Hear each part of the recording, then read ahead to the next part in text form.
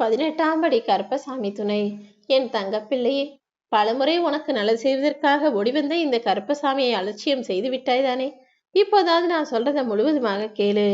எல்லாமே கஷ்டமோ நஷ்டமோ துன்பமோ துக்கமோ எல்லாமே சந்தோஷமா இருந்தாலும் சரி சில காலம்தான்ங்கிறத புரிஞ்சுக்கிட்டினா உனக்கு ஒருபோதும் எந்த கஷ்டமும் பெரிதாக துயரத்தை தராது. தனிமையும் உனக்கு இனிமையாக இருக்குவேன் செல்லமே.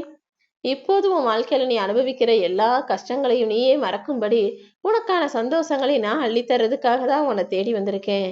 எப்பவுமே என்னடா இது கஷ்டம், என்னடா இது பிரச்சனைன்னு இருப்பதையும் நடந்து முடிந்ததையும் பத்தி யோசிக்காம இனிமே நீ என்ன செய்யணும் என்பது மட்டும் உன் சிந்தனையாக இருக்கட்டும். அடுத்தவங்க என்ன நினைப்பாங்களோன்னு நீ ஒருபோதும் கவலைப்பட வேணாம். நீ எதை சிந்திக்கிறியோ அதுதான் உன் வாழ்க்கையில நடக்கும். நீ பிரச்சனைகளை பற்றியே சிந்திச்சுக்கிட்டு இருந்தீனா இன்னும் இன்னும் பிரச்சனைகள் தான் வந்து சேரும். அதற்கு பதிலாக நீ தீர்வுகளை பற்றி சிந்தித்தால் உன் வாழ்வில் நிறையவே வாய்ப்புகள் வரும். நடந்ததையே நினைச்சு அழுதுகிட்டு இருக்கிறது வாழ்க்கை கிடையாது. உன்னை அளவைத்தவர்கள் முன்பாக சிரித்த முகத்தோடு வாழ்ந்து காட்டுவதுதான் வாழ்க்கை. இங்கு யாருமே உன்னை காயப்படுத்துவதில்லை. நீதான் தேவைக்கு அதிகமாக அடுத்தவங்களுக்கு முக்கியத்துவம் கொடுத்து அடுத்தவங்க மேல அதிக மதிப்பும் மரியாதையும் வச்சு அவங்க உன் மனசை காயப்படுத்தும்படி நடந்து கொண்டு விட்டாய். அடுத்தவன் கஷ்டப்படுத்தினா காயப்படுத்தினா எனக்கு என்னன்னு எல்லாத்தையும் மறந்துட்டு தாண்டி போய்கிட்டே இருக்கணுமே தவிர அவங்க என்ன இப்படி சொல்லிட்டாங்க இவங்க இப்படி செஞ்சுட்டாங்கன்னு எதை நினைச்சும் வருந்தாதே என் செல்லமே.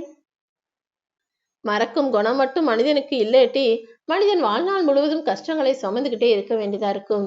எது தேவையில்லையோ எது கஷ்டத்தை கொடுக்குமோ அதை மறந்து கடந்து போய்கிட்டே இரு. நிச்சயமா உன் வாழ்க்கையில எல்லாமே நல்லபடியாக நடக்கும்படி நான் உனக்கு துணையா இருப்பேன். உன்னை வேண்டுமென்று நினைக்கும் வரை உன் தவறுகள் அனுசரிக்கப்படும். வேண்டாம் என நினைத்து விட்டால் உன்னுடைய நிழலும் கூட அவமதிக்கப்படும் என் செல்லமே. அடுத்தவங்க வேணான்னு சொல்றதுக்கு முன்பாகவே விலகி நிற்கக்கூடிய ஆளாக நீ இருந்து விடு. சந்தோஷத்துல உனக்கு கிடைச்ச அனுபவங்களை விட வலியும் வேதனையும் உனக்கு கொடுத்த அனுபவத்திற்கு பலமும் தெளிவும் அதிகம். எப்பவுமே ஒரு விஷயம் தவறா போயிடுச்சுன்னா ஏன் எதனால எப்படின்னு அதை சரியா ஆராய்ச்சி அலைஞ்சு புரிஞ்சுக்கிட்டு இனிமேல் அந்த தவறு நடக்காத அளவுக்கு நீ நடந்துக்கோ. முதல்ல நீ உன் மனசோடு தானே போராடிக்கிட்டு இருக்க. ஏன்னா நீ ஒன்று நினைக்கும் போது உன் மனசும் மூளையும் வேற வேற யோசிக்குது. முதல்ல உன் வாழ்க்கையில நடக்கிற நல்லது கெட்டது எல்லாத்துக்கும் நீதான் காரணன்றதை புரிஞ்சுக்கிட்டு உன்னுடைய மனசும் உன்னுடைய மூளையும் ஒரு விஷயத்தை ஒரே மாதிரி சிந்திக்கும்படி நீ கட்டுப்பாட்டுகளை கொண்டு வா. சங்கடம் பிரச்சனைன்னு உன்னை தேடி வந்தவங்க கிட்ட போய் அறிவுரையோ தத்துவமோ சொல்லாமல் அவர்களுக்கான தீர்வை மட்டும் சொல்லி உதவி செஞ்சினா உன்னுடைய உறவு நிச்சயமாக பலப்படும். உன்னுடைய வயது என்பது பெருசா இருக்கக்கூடாது. உன்னுடைய நல்ல குணம்தான் அடுத்தவர்களுக்கு எடுத்துக்காட்டாய் இருக்க வேண்டும் என் செல்லமே. உன்னை சுற்றி இருக்கும் உறவுகளை தேர்ந்தெடுப்பதில் மிக கவனமாயிரு. ஏன்னா உன்னுடைய நிம்மதியை தேர்ந்தெடுப்பதே அவர்கள்தான். யார் உன் கூட இருந்தா உன்னால நிம்மதியா வாழ முடியுன்றதை யோசிச்சு சரியான நல்லெண்ணம் கொண்ட நல்ல நட்புகளையும் உறவுகளையும் உன் பக்கத்திலேயே வச்சுக்கோ.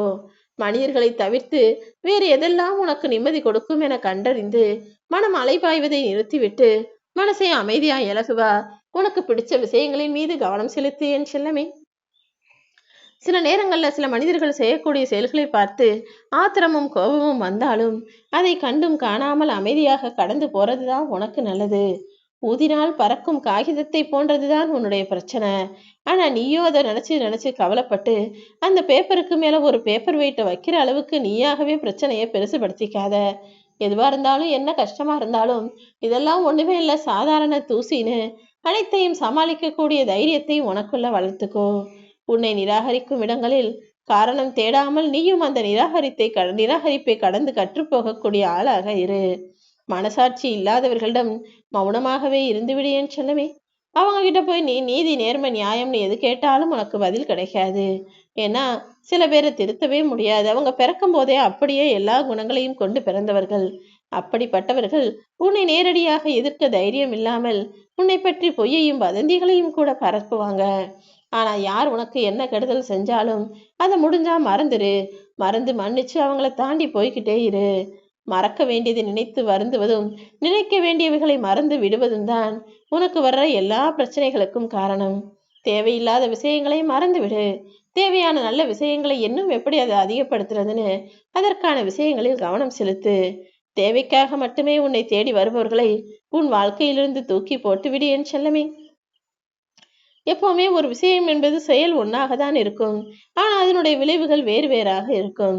உதாரணத்துக்கு ஒரு பறவை கூட்டுல மேல நீ கல் எறிஞ்சினா அந்த கூட்டுல இருக்க எல்லா பறவைகளும் பறந்து ஓடி போகும். ஆனால் தேன் கூட்டில் கல்லெறிந்தால் தேனீக்கள் எல்லாம் உன்னை நோக்கி ஓடி வரும்.